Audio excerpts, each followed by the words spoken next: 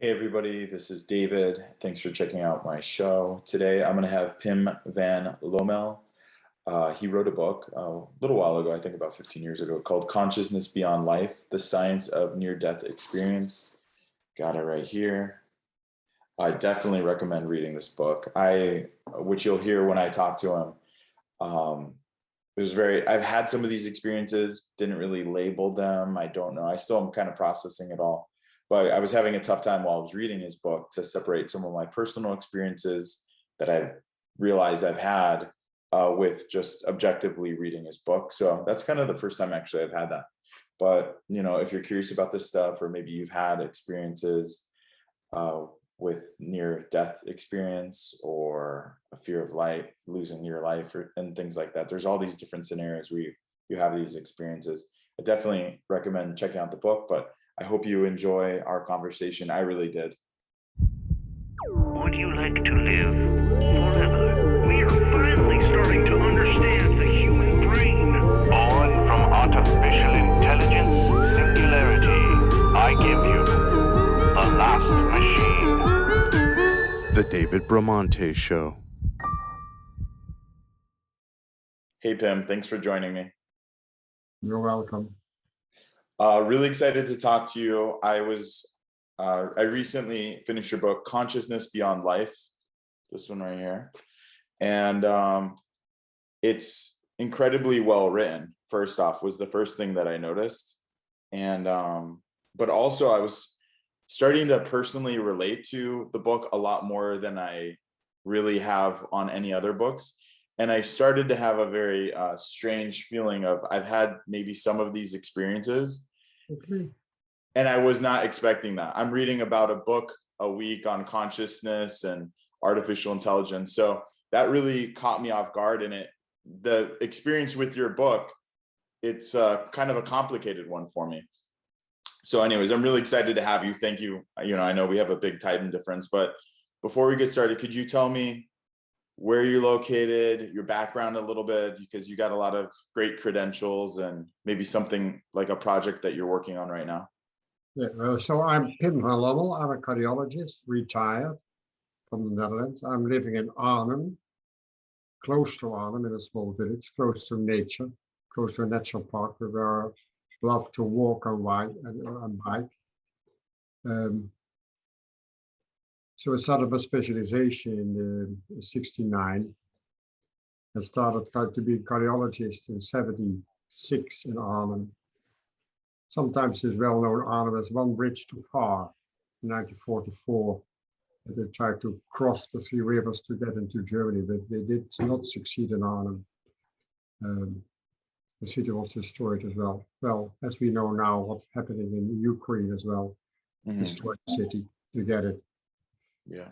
And I started to study near-death experiences in '86 after I read a book from George Ritchie, Return from Tomorrow, where he describes a very deep near-death experience where he had as a medical student. He died because of a double pneumonia and he didn't get any antibiotics. So his body was covered with a sheet, and the nurse was so upset that this medical student had died that he was able to persuade the doctor to give him an injection with adrenaline right into his heart, which was quite uncommon. After 9 minutes of death, he regained consciousness at a very, very deep and very impressive death experience. And that was the moment I just started to, for me, it was a scientific curiosity. Right. I had learned in medical school that the consciousness is a product of brain function. So it should be impossible to have any conscious experience from the period of cardiac arrest, what we call clinical death. So that's how it started. Right. Yeah. And it seems like it's all in your book, you talk about it a lot where, these experiences have been labeled visions or basically the near-death experience. This is nothing new. It just seems like Western society, kind of along the time frame that you started to look at it, is starting to look at it more maybe scientifically or try to analyze it a little bit more and integrate it into our understanding. But these experiences have been with us for so long across religions and cultures and time. So now we're just starting to get the language for it. That's right. So Raymond Moody wrote a book, Life After Love, where he the first time used the terminology near-death experience. But it has been written down by Plato 2,500 years ago, the classical near-death experience by the soul of Earth. And Plato also wrote that the body is the temporary carrier of the eternal soul. But also in Hinduism, the Upanishads, the Vedas, Tibetan Buddhism, it has always been known, the indigenous people, they all have known that death is not the end. But our Western society, they never prove an assumption that death is the consciousness of product of brain function. It's still now to be discussed again. Right, yeah. Well, when I'm reading a lot of, just recently I've gotten to the place when I'm reading about artificial intelligence or artificial general intelligence, I've come to the conclusion, and I'm completely inexperienced, it's only from reading and talking to experts, that it seems like artificial intelligence can, I don't know if that we can accomplish it, but it does seem that we will be able to tap into the human mind sooner than we can create a human mind from scratch, that we'll be able to tap into some of this stuff. So yeah, that's a weird thing. When I was reading your book, I was wondering, is there a group that's trying to induce these near-death experiences? Because people have huge changes. Are there groups actively doing it, trying to get this experience other than some of the psychedelics like DMT? Well, first of all, I don't believe that artificial intelligence, so a computer will never be able to have subjectivity, to have emotions, to have really consciousness. This is totally different. This, by definition, will not be possible, a computer having a consciousness as we know it, what consciousness is. Yeah. The other thing is, there are no really studies trying to induce near-death experiences. And I don't think it's really necessary. The first thing is that you have to understand the cause and content of the near-death experiences. And that's what we did in our prospective study. We did 44 consecutive patients who survived cardiac arrest. There are other studies as well, done by Bruce Grayson in the USA and Sampari Peter Fennick in the UK and Penny Sartori in the UK, with a total of 562 survivors of cardiac arrest. And what we found in all those 4 studies, that it's kind of enhanced consciousness with the possibility of perception out and above the lifeless body, with memories from early childhood, with meeting deceased relatives or having flash forward future events, meeting a light of a being of light, and experience unconditional love and wisdom as well. Now, these kind of experiences happen when the brain does not function at all. So there's, when you have a cardiac arrest, we call it clinical death. There's no circulation, no breathing at all. And you lose consciousness with cardiac arrest within seconds, and the flow of the blood to the brain is 0 within 1 second. And the body reflexes are gone, which is a function of the cortex.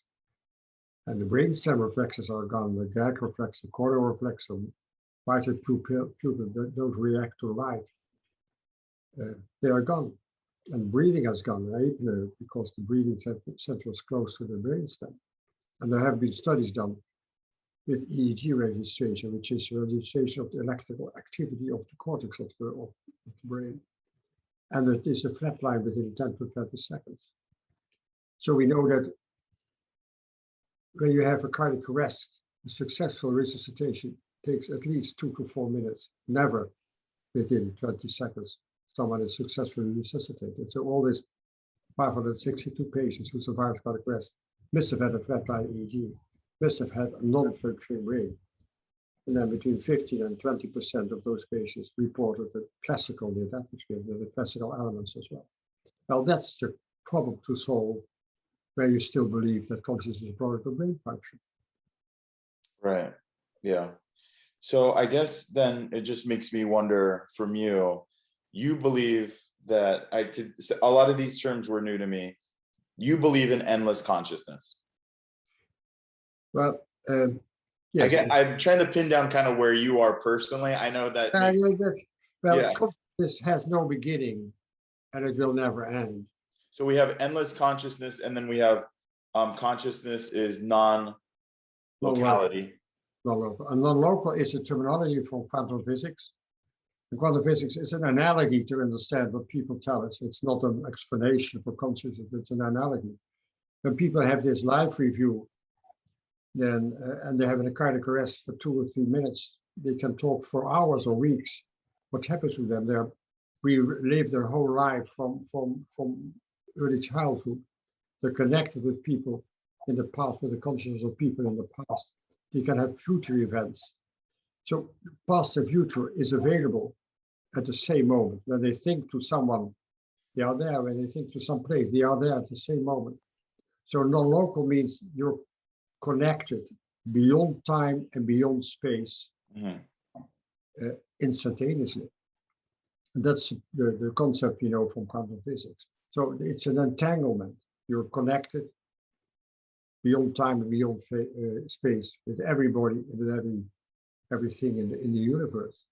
And the same capacity people keep when they are back in their body, what we call the enhanced intuitive sensitivity. They feel connected with other people. They know what other people think and feel. They feel connected with nature, with plant, with the planet Earth.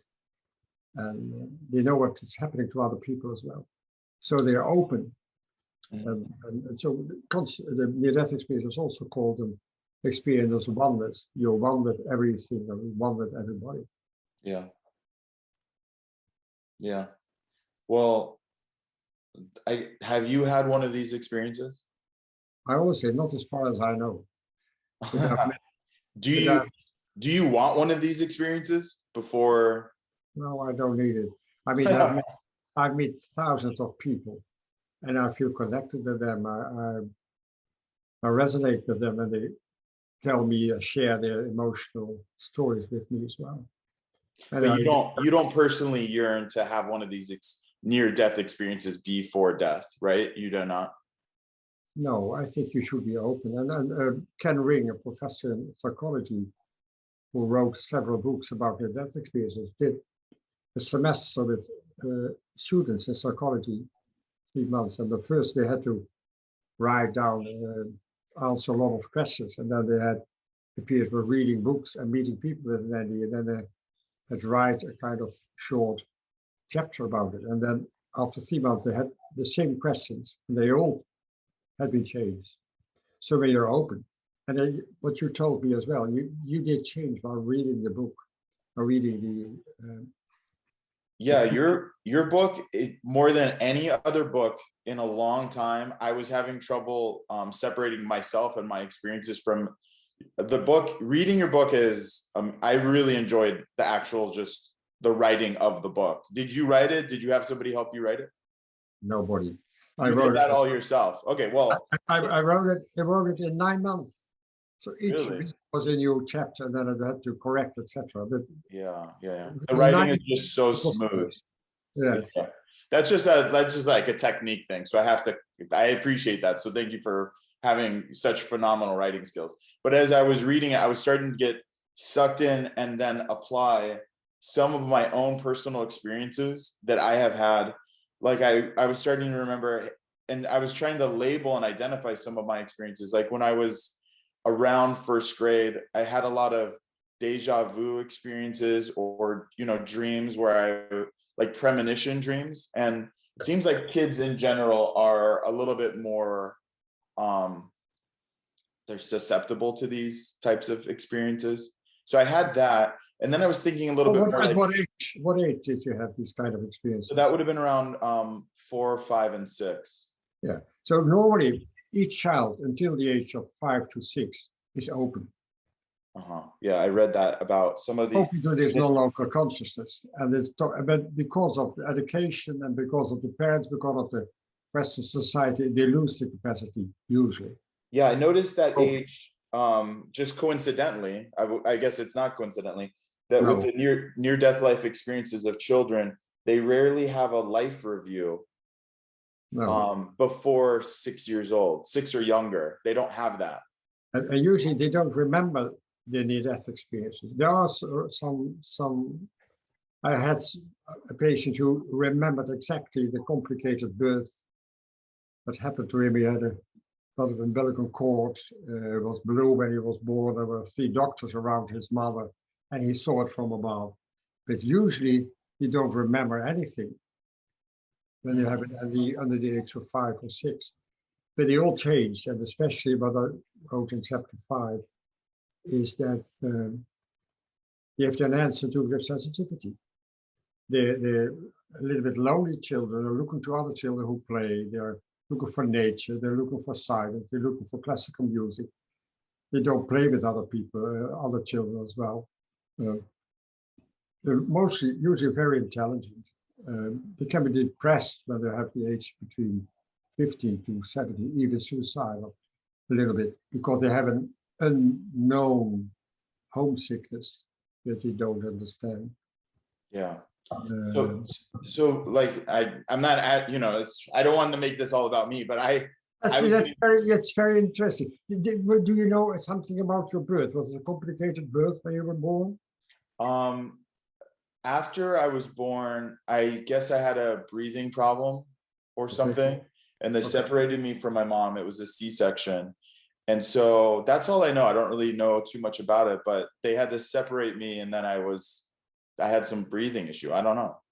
Well, I think I know now. Okay, thanks.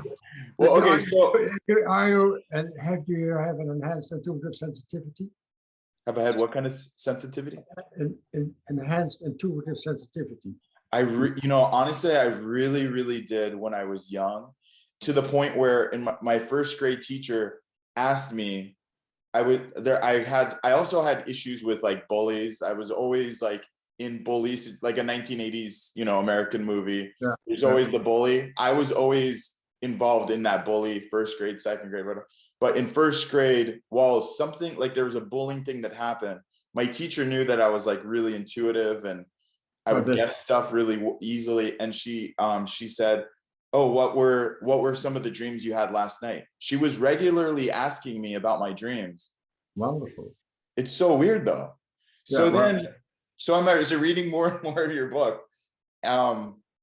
I started to audit my own experiences, and which I didn't really want to do. I'm just trying to be, objective and read through the book. But then the next experience I had, which is a little bit later, and I don't know the names for all these things. I'm trying to place them in the kind of the language that you're identifying for me. I would go to my grandmother's house, and my brother and I would sleep in 2 separate beds, but in the same room at my grandmother's house in Victorville. So it's like a, kind of a desolate desert in Southern California. And I would be able to kind of shift the shape of the room. I never have talked about these things before, but I would lay in bed awake, and I would see like the corner of like the bed, the ceiling kind of distort and move around. And I could kind of manipulate it myself. I don't know what that was, or that was a little bit after, this age that I had that. So I don't know what that was. But as I'm writing, as I take notes about the books I'm reading, on the left-hand side of all the notes about your book and your thing, I'm writing my own experiences and trying to make like a chain of events of like, wait, what was this weird thing that I had? And my interviews, by the way, so there's that thing that I had. And so I was thinking, was that an outer body experience? No, it wasn't. I was in my body, but I was distorting them. Yeah. What we experience as our reality around us is based on our own state of consciousness. Mm-hmm. So it's a subjective reality you experience it. And when you have this kind of enhanced intuition, you can even manipulate the reality around you, especially when you are between awake and sleep. That's the period that you're I saw that. To be more open. And what was it emotional for you to read the book? It became emotional, yeah. Well, It's like well, I keep saying this, Tim, it's I've clear never for had me this now. experience. It's very weird. Yeah, it was becoming a little heavy, like a little bit uncomfortable, a little bit like, oh wait, what, like I'm starting to do some self-auditing on some stuff because there's kind of like 3 other experiences. If you'll humor me, let me just hit them real quick. Is I had a fever when I was really young. We went into water, my brother and I, it was cold at night, it was dusk. We went into the water to like play around at June Lake, and we go every year, go fishing. Went in the water, I had a really bad fever that night. My brother was okay, weirdly, but I got a fever, and I heard 2 male voices. One was like a fat voice, and one was a skinny voice. And the way I describe it is how in the book you say smelling red, is like there's a blending of the perceptions that you have. Yes. So it was like a feeling of a fat person and a feeling of skinny, but like it's just weird. It's like all blended, but they represented 2 things, and they were kind of arguing, and they were like far away in the room, but then they were very close. It was a weird thing while I had this fever, and I had that one. I had these people. Do you remember what they told you? Do you remember what they told to each other, to you? It was really a dark experience. It wasn't a nice experience. Okay. It was very ominous and scary, and I didn't like them. No. And I had that one other time later, like a couple years later, when I had a fever, that came back again. So I don't know what that is, So, but then in my late teens, and you talk about it in the book also, ketamine. I experimented a little bit with it. With ketamine, yeah. Ketamine, yeah. Special K. Yeah. And okay, were you a little bit depressed when you were 16, 17 years old? I was a loner, yeah. Yeah. To a level like I really separated myself. That's what I mean. Which I normally didn't do. I was usually, I was like getting into like little fights, but I was always kind of jumping from the different groups that I was in. But during my late teens, early 20s, I experimented with ketamine, and I literally had a lot of these outer body experiences. And then I realized, oh my God, did I have a near-death experience and I didn't even realize it? Or is it artificial? What it seems like from your book, you're saying those are artificial experiences. Well, I'm now quite convinced that you had an NDE at birth, so you had this experience of enhanced consciousness with one of the after effects, the enhanced intuitive sensitivity. That means that when you use ketamine, you get much more experiences than other people because you're already open. And what ketamine does, I had the tunnel, and I had leaving my body multiple times, like a dream within a dream within a dream, and I was floating above, and I had the pinhole, and I went to space, and it was peaceful, and it was death, and it was like I was connected with everything, and nothing mattered, but everything was okay, and it was wonderful. And it was a sucking from a part of my brain into this outer thing, and so I'm like, oh my God. Top of your head, usually. Somewhere there, yeah. I don't remember. The top of but your there was head. this, it was like my perception kind of sucked into this thing. Yeah. And then I went out into, it was almost like I was dropped, like flushed out into space. And it was okay. I think so. What ketamine does in you, it's rather rare that it happens so intense like you had it, that the connection between the body and consciousness is disconnected. So you get into this enhanced consciousness.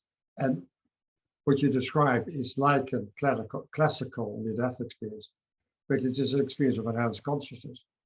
You were beyond the body in the non-local realm. And I think perhaps it changed even more after that than before this kind of experiences. Yeah, that was weird because it definitely rewires when you do any psychedelics. I think usually, because I've experimented with those, is when it's a positive experience, you take it with you almost for life. Maybe it kind of fades over time. Yeah. but it's a very positive experience. I've also had extremely negative experiences on them, so that's why I don't think people should play with them unless they know what they're doing and they're with people that are there to support them. It can be very dangerous. People can have very frightening hallucinations as well. Not getting out of the body, but having hallucinations, frightening, no after effects, positive after effects at all, no transformation. So you need the right dose, the right circumstances, the right people who are with you, the right music, etc. Exactly. But it can be very dangerous as well. Yeah. And then the last kind of thing, the piece of the puzzle for myself was doing ayahuasca, and it didn't work. I was with people, they went on these adventures or had these visions or whatever. And for me, nothing happened to me. It was in my system. We were drinking it. I noticed that it needs to be injected or to be inhaled to be the most powerful, but it absorbs really rapidly. Or is that the difference between ayahuasca and DMT? It's the same thing? The DMT has it's about 10 seconds, 20 seconds it disappears. But with ayahuasca, there's another stuff in it which makes dimethyltryptamine active for about 50 minutes. 50? Yeah, 15 minutes. So 15 minutes. So it declines less fast. Yeah. So it has more effect as well. Yeah. And depending again about the doses, about the circumstances, about people are helping you, etc. So it can have the same effect. But usually I tell people that the effect of psychedelics is not the same as having a near-death experience. But it can happen. And for me, the main thing is that when there is transformation, when there are the classical elements of a near-death experience, then they have been out of the body and have been in a non-local realm. And it has changed their lives. It does seem like the near-death experiences mostly are very positive experiences for people. Sometimes they have a level of bliss that makes it hard for them to kind of reacclimate with their life or with their partner. But generally speaking, you've seen the content is positive. The content is positive, right?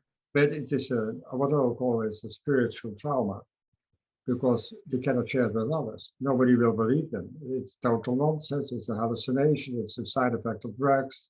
Please be silent. Don't talk about it anymore, etc. So doctors don't believe them. Nurses don't believe them. Family members don't believe them. The partner says, you're not the same. So there's a divorce rate of more than 70%. And they feel lonely. They feel depressed. They have hope sickness, which can take 10, 20 years before they can accept it, until they find someone that they can share their experience, and then they can start to accept it. When they can accept the experience, they can integrate it. And integration means that they can change the way they live, that they accept that they are connected with everybody else. And it's how important, how you treat others is so important. You get everything back what you did to other people, love as well as bad things. So you change the way you live. And the external factors are not important anymore. Let's say, when you know there's a continuity of consciousness, then you will not give all your energy towards making money or having a beautiful body, all the surgery, or buying a lot of expensive cars, etc. It's about how you treat others, the way you eat biological food, how we treat nature, etc. The environment is so important. So they change the way they live. So from you interviewing all of these people, has it changed the way you live? Oh yes, I think so. It took quite a long time before I could accept that consciousness is not a product of brain function. That consciousness is what? Not a product of brain function. Right. So that took me quite a long time, because we had learned that consciousness is a product of brain function. So it could be. You completely agree that not agree. You believe that those are, because in there, the brain enables the experience of consciousness, but you believe they're separate things. Yes, I think the brain has a facilitating function and not a producing function for experiences consciousness. I think the brain and the body is a kind of transceiver or interface. And to explain to other people, I say I always like to compare non-local consciousness with the iCloud. There are 1 billion YouTube films or 1 billion websites, always now, also now at this very moment, going through you and through the room where you are, everywhere in the world, they are there. But you need a functioning instrument to receive a part of this iCloud. But your laptop does not produce the websites, does not produce the YouTube films, but it receives. So the same for the brain and the body. It receives parts of this non-local consciousness as your waking consciousness. And just a part of your memories you receive in your waking consciousness. There are far more memories in this non-local reality. Everything is there. The past and the future is available. So then this kind of creates a situation where if you don't feel like the consciousness is part of that, your specific brain, like Pim's brain is just a receiver for Pim's perspective of consciousness, but then is it really even your perspective, or is it a whole, like there's all of this consciousness and for whatever reason you're pulled in and viewing from the perspective that you are, and I'm pulling from the perspective of mine, and it's all one thing? Or that do you feel like they're individual consciousnesses?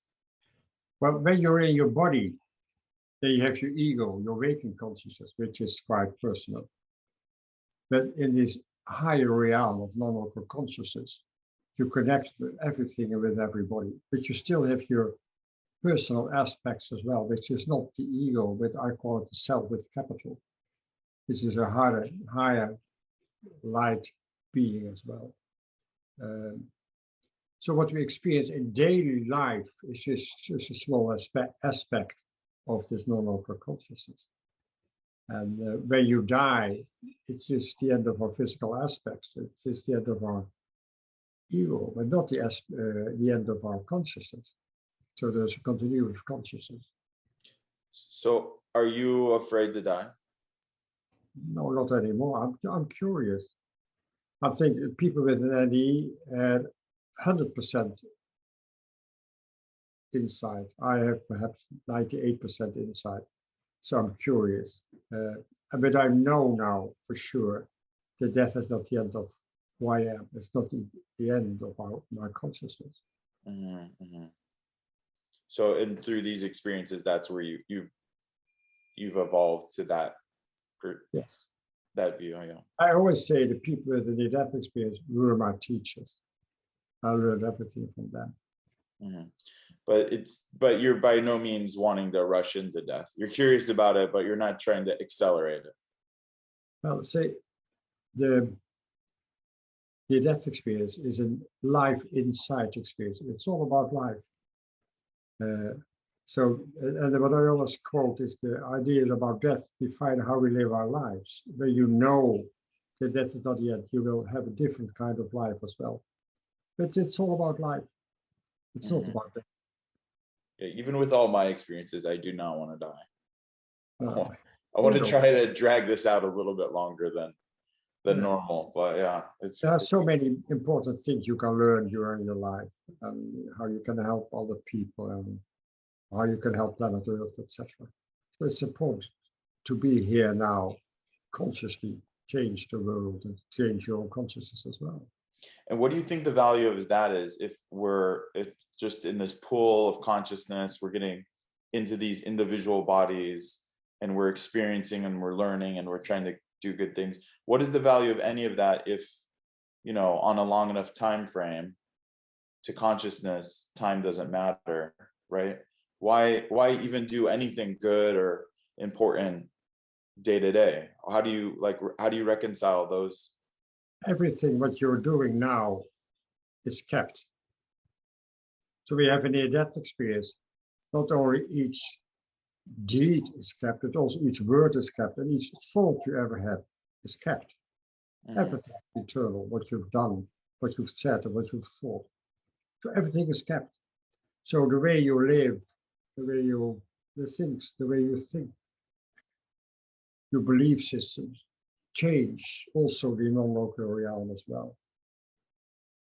So then so what are your thoughts on good and evil and heaven and hell? It seems like the experiences of heaven are, you have a very positive experience, but so do you believe that, like, for example, if you do a lot of evil things or destructive things, while in your body, then does that put you in a very negative death experience, and you're in that experience for a long time, or and you're in that kind of channel, like a dark channel? What do you think about that kind of stuff? I think that everybody will be received with a lot of love, Regardless of how they act. but you have hard work to do there if you have lived in the wrong way. I don't know if you know Divine Comedy from Dante. Right. What he describes is an extensive death experience. What people have done when they're staying in hell is the same thing that people can tell us that have been frightening experience as well. So the way with greed, sexual abuse, murder, etc. You have to work it through before you can continue to the lighter, more light in the other realms as well. Yeah, that kind of makes sense, where there's no necessary like heaven or hell. There's this blissful connectedness, this openness, but maybe depending on your behavior while you're alive, there's some reconciliation that has to happen, and that could be a dark and painful thing to kind of process and unwind that. But then you go to the place. I always say people like Hitler or Putin will have a very hard time before they can continue into the light. Yeah, you think Hitler's still processing, or? Oh, there's no time up there. So for earthly time, he will be there, still there, but there's no time experience, because time is an experience. The linear time is here on the physical world. But there's no time there, the non-local realm. You cannot say how long, but for us, it will take a long time, I think. Right. So right now, the thing I keep thinking about is, so there's no group or anyone trying to induce these experiences, like actively create them on people, because they seem for the most part to have positive experiences. Is there any research or anyone trying to maybe not do it recreationally, but at least like research wise, trying to induce some of this to see if they can recreate it? Not as far as I know, and I should never recommend it as well. Right. So like the film Flatliners, it's just Hollywood. Yeah. Okay. Yeah. I'm in Los Angeles, so I have to deal with Hollywood. Hollywood and Flatliners is not reality. I know. Seems possible, actually, the more I think about it. All right. So, and then your thoughts on artificial intelligence. We'll have very advanced AGI, but you don't think consciousness can ever be created from machines? Okay, gotcha. It has been written by a lot of Nobel Prize winners as well. It's by definition not possible to have emotions, to have subjective feelings, etc. in a machine. It's not possible. And then then you try to compare, okay, there's the human experience, the human consciousness. Then how do you see like animals and bugs and trees and plants? Where are they in this? Oh, yes. Let's say for me now, consciousness is fundamental in the universe, like energy and information. And everything comes from consciousness and energy and information. So the universe comes from consciousness. Our body, our human life comes from consciousness. Plants have also subjectivity. Animals have consciousness, perhaps more group consciousness than individual consciousness. But when you have a cat or a dog, they are individuals as well. So dogs and plants and planet Earth all have a kind of subjectivity. You cannot compare it with the human consciousness, but everything is produced or comes from consciousness as well. So that's the fundamental aspect of the universe. And then do you believe that there would be other beings on other planets with a higher level of consciousness? I don't know. It's Yeah. probably speculation. Could be, but Yeah. I don't. Do you ever think about it or not? No, I'm not interested in it. I think there's so much to do and to think about our human consciousness here on Earth and how we can change the planet, how we can change the future for our children and grandchildren. So we have to do the work up here. Yeah, no, I totally understand.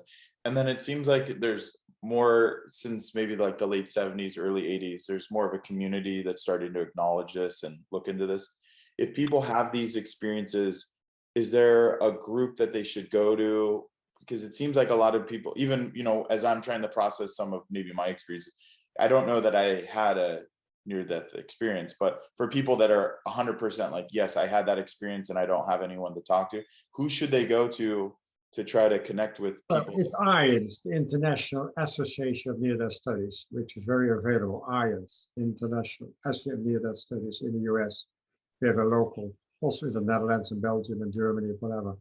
So they have a website, IANS. They have two times a week. They have a year. They have symposia. Okay, and that just helps create the community and support if people need it. It helps, and you may have someone who can listen without prejudice, without comments. Then it will help you to accept. And usually, when they had a near-death experience, they don't know what happened to them until they see a film or read a book. They say, "Oh, it has a name, and I'm not the only one. I'm not crazy." And then they start talking to other people and find someone, and then it helps them enormously. Are there tests? Yeah, I'm sorry. No, it's all right. So reading a book, I know people will give my book to the doctor or physician to the partner and said, "Well, read this," and then you would have said, "What happened to me?" Oh yeah, I can see that. You mentioned a little bit, and I didn't know if maybe this group is doing it, but are there any black and white tests that have been designed to validate these experiences people are saying that they have? Like, are there actual changes that you could see in the brain that would only be associated with the near-death experience that other people who have not had the experiences would have? Yeah, that's still people with neuroscientists are hoping this. But the problem is that our current science is materialist science. That means everything what you can objectify, what you can measure, what you can duplicate, what you can falsify, this is real. Yeah. Now the problem is consciousness, what you feel and what you think. You cannot objectify, you cannot measure, you cannot duplicate, you cannot falsify. Now, what you think and what you feel, the essence of who you are, your consciousness, is beyond our current materialist science. So what we're doing now is to expand science into the post-material science, which includes subjective experiences. And that's happening the last 10, 50 years in consciousness studies as well. But what you can measure in the brain, which is neural correlates, but not the content of consciousness. You can see some activity in the brain when you think or whatever you do, but it doesn't say anything about the content of what you think or what you feel. So what we did in our study, we had a prospective study about the cause and the content about the NDE, but it's still subjective experiences. People tell you stories. And then we had the longitudinal studies with taped interviews after 2 years and 8 years with a matched control group of patients with the same age and time interval and gender, who had a cardiac arrest without a near-death experience, and compare them with the transformation. And we saw statistical significant changes in the people with an NDE compared with people who had a cardiac arrest without an NDE. And the three main things are no fear of death anymore. They believe in a personal afterlife. They have no insight what's important in life, which is unconditional love and compassion and empathy, first towards yourself. Accept your all negative aspects we all have, and then have empathy, compassion towards others as well. And the third aspect is the enhanced intuitive sensitivity. So we could, it was the only study done in a prospective design about transformation after the death experience and what we can prove. This is objective proof of the subjective experience, because the transformation you can prove objective or all the questions list you ask them. Right. So we could see the difference between people with and without an NDE because of the change, the difference in transformation. So you can measure it in the brain. Yeah. So the closest we can get to measuring whether or not it happened is by objectively looking at their subjective, yes, the way that they see things or how they're interacting now from, and how it's different from when they had that experience. So what we can do is the scientific method to do this kind of studies, but you cannot prove them. Subjective experience is beyond proof, beyond measurement. Mm-hmm. And that's why the science is changing now. Mm-hmm. Yeah. All right. Well, I'm gonna. You have a lot of books in there that you recommend. Is there one book? Is it the first book you recommend that would help people dive into this more? Is that Return from Tomorrow? Yes, that's a wonderful. You can read it in one evening.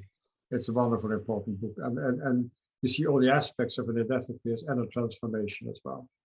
And are you working on any new books? I know that this book didn't just come out yesterday, but do you have other projects or books that you're working on? No, but my book has been translated into many, many languages. So German, French, so English, Italian, Spanish, Polish. Did you originally write it in English? Russian, Chinese, etc. Yeah, that's amazing. Congratulations. And so it's about 350 or 400,000 copies have been sold, and the Netherlands is now the 27th print.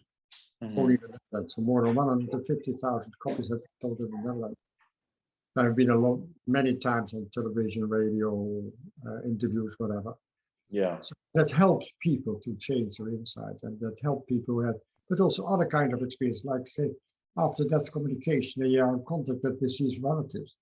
People don't want to talk about it. Usually it's during the night, they call it a dream. But about 125 million people in Europe must have had an after-death communication. And it changes your insight in life and death, because when you have communication with the consciousness of the deceased relative, that means consciousness is still there. And you can have contact, and you can exchange information as well. And other experiences like end-of-life experiences, people are dying in a terminal phase of illness, can go to the other dimension as well and tell about deceased relatives or whatever. So there are many experiences of special states of consciousness, shared death experiences, where you are at the bedside of someone who is dying and who you love very much. The moment this person dies, sometimes takes you with him or her. Then you go through a tunnel to the light and can sometimes see the light review of the person. Then at once you're back on the bedside. You're totally, it's nothing to do with anoxia or whatever. Or terminal lucidity. People have Alzheimer for years, don't recognize the family members anymore, or even unconscious or in coma. Then at once you become conscious, sit right up in bed, see the children, call them by name, thank them, and die, which is quite important because the brain of such patients are totally left, nothing is left. But they still can be conscious as well. So that all these kind of experiences support the idea that consciousness cannot be a product of brain function. It has always been there, it will always be there, no beginning, no end. And you need a functioning brain to experience this in your body. But when your brain doesn't function like a cardiac arrest, it can get out of your body and be in this non-local realm. Yeah. So the dream state is a little confusing. A dream state is also the different kind of dreams. Let's say we have premonition, prognostic dreams. They are with your conscious in the non-local realm, because you can see future events and then later you say a kind of deja vu. Oh, I've been in, or I've seen this before. That means your consciousness was there in the future, and you can have. You believe that? You believe that? Oh yes, I believe it. And you had prognostic dreams as well, and so people can dream about a marriage. You can dream about a funeral, or you can dream about different house somewhere, and then they'll come to a house in France. And that's what I saw in my dream 20 years ago. Mhm. And then the lucid dream, so you can change the subject of your dream consciously. That's what you call a lucid dream. So there are different kind of dreams as well. Usually people forget their dreams, but you have, when you during sleep have conscious contact with the consciousness of deceased relatives, what we call an after-death communication. You will never forget. And when you sleep, the threshold to receive information from outside is lower. So it's possible for people to contact you when they have died. Have you seen, only because you brought up movies, Inception? Huh? Have you seen the movie Inception? No. Oh, you should, yeah. Or I don't know if you should see it or not, but it's about talking about dream states and kind of going into people's dreams, and because you brought up Flatliners, which I remember. But the thing what we call it enhanced intuition, like you have as well, is that your reception ability has changed permanently. So you don't receive channel 1, your own consciousness, but channel 2, 3, 4, and 5 of other people as well. That's why you can see that you're ill, when they're happy, when they're unhappy, when the body dies, or they will die in 3 weeks or 3 months, and it really happens. So you are able to connect with the consciousness of other people as well, and also connect with the non-local realm of the other people as well. Mm-hmm, mm-hmm. So other than trying to induce these experiences, which people aren't doing and you don't recommend for obvious reasons, yeah, even though death is not to be feared in your opinion, is there any way you feel people can kind of open up their consciousness more, get to these experiences other than psychedelics, or meditation maybe? Are there practices? I think you're a meditation. When you do meditation, it is possible to have this kind of experience during meditation. But you can also have this kind of experience in depression, existential crisis, isolation. Glenn and Mitchell had it as astronauts. Lindbergh had it when they flew over the ocean. So when you're lost in desert, shipwrecks, people can have the NDEs as well. Right. The fear-death experience, where you have mountaineering accident or traffic accident, where you see the car coming to you, and then you can get out of your body. So it's not anoxia at all, but you can have this kind of experiences. But to induce them is the only thing perhaps meditation. But when you're open, read books about near-death experience, talk to people who had a near-death experience. Be open, ask things without any prejudice. You will change. Yeah. You will change. Yeah. Okay, cool. Well, that pretty much sums up a lot of my questions. Yeah. I really appreciate it. You have any other thoughts or anything you would want to cover? I feel like we covered a lot. I think what happened to you when reading my book, it happens so often. It does. Yes, because when you read my book and then the people start realizing that they recognize a lot of the aspects I described, and then they start thinking what happened to me as well. And consciousness will change your life as well, because you're more aware of the non-local aspects of your consciousness, more aware of this enhanced intuitive capacity you will have. I'm sure you have. So, and you were trying to find it back in your ketamine or ayahuasca, but you don't need it. You don't have to try it. You have it already. I'm not chasing it. Yeah, no, that was a long time ago, but You don't need it. Yeah. Well, I really appreciate it. Thank you so much. You're welcome. Yeah, thank you for your time, Pim. You're Such an welcome. interesting topic. All of the book, I gotta deep dive more. Okay. All right, thank you. You're welcome. Bye. Bye.